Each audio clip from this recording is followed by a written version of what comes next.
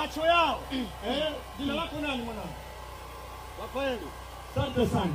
Jamani amina. Huyu anaitwa Rafael akafungwa. Lengo la shetani kumfunga ni ili huyu asione wapi anapoenda. Asijue wapi anafika. Hawezi kuona hii ataona. Akamfunga tena na Eva. Kufunga na Eva ili Eva naye asiwe anafanyaje? Anaona wapi atakao kuendea. Nampiga na kifungo cha mwingi sana.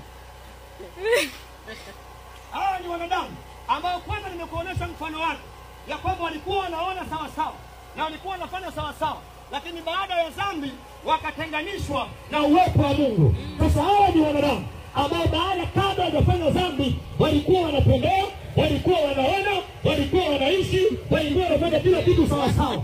Lakini baada ya dhambi ndicho kilichotokea hiki hapa. Wakawa wamefungwa. Na hapa sina mizigo tu. Ningekuwa na mizigo hapa, au ningewapika mizigo ili uone mizigo ilivyo. Shetani anapowapika watu mizigo mingi.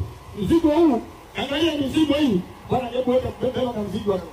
Unaona mzigo ni hauni kwa hapa. Ngoja nikubonyeshe. Kama mzigo kakangane, kabeba hapa kama mzigo hapa.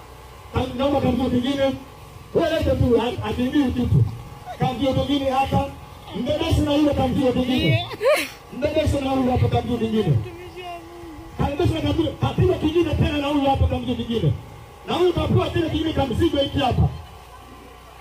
Hao watu kabla hawajafanya dhambi walikuwa wana mizigo, walikuwa wana shida, walikuwa wana mateso, walikuwa wana balaa. Maana Mungu aliweka mahali pa salama, mahali pa amani, mahali pa utulivu, mahali pa kufurahia maisha ya Bwana Mungu wa majeshi ali hai. Jamani amina. Amen. Akuumba akae mahali pabaya, au kuumba ili uwe mgonjwa, au kuumba ili ufe mapema, au kuumba uwe mvuta bangi, wala kuumba uwe malaya, au kuumba uwe mchawi. Uliumbwa ili umwabudu Bwana Mungu wa majeshi ali hai. Umwabudu Mungu ndiye amekuweka duniani. Jamani haleluya. Amen. Jamani haleluya. Amen. Bwana Yesu asifiwe sana. Amen. Bwana asifiwe sana. Jamani haleluya. Jamani haleluya. Jamani haleluya. Jamani haleluya. Sasa angalia watu. Kwa shetani alipowafunga, hao watu sasa wametolewa kwenye bustani ya Eden. Wamepigwa vifungo. Wamefungwa vifungo. Ndio maana kabla sisi tujaokoka tunakuhubiria mahali hapa, au mimi nakuhubiria nilikuwa katika vifungo. Kama unavyoona hao walivyofungwa, ndivyo shetani alivyofunga, alivyonifunga na mimi. Lakini Yesu akanifungua. Na jioni ya leo na wewe Yesu amekufungua kwa nini jioni leo?